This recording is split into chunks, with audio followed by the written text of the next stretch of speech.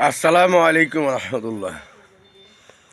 কালকে যে সোহরাওয়ার্দী উদ্যানে যুবকেরা একসাথ হয়েছে, বাংলাদেশের উল্লেখযোগ্য যে সমস্ত দলগুলো আছে নাম করা, তারা পর্যন্ত এরকম লোক পায় না, টাকা খরচ করেও নিতে পারে না। কিন্তু নিজের টাকা খরচ করে ঢাকা সোহরাওয়ার্দী উদ্যানে যুবকেরা শুধু একমাত্র আল্লাহ এবং আল্লাহ রাসূলের মহব্বতে পড়ে, ভালোবাসায় পড়ে তারা ঢাকার শহর যানজট হয়ে গেছে। হাজারো যুবক নিজের পকেটের টাকা খরচ করে কালকে ঢাকার শহর গেছিলেন।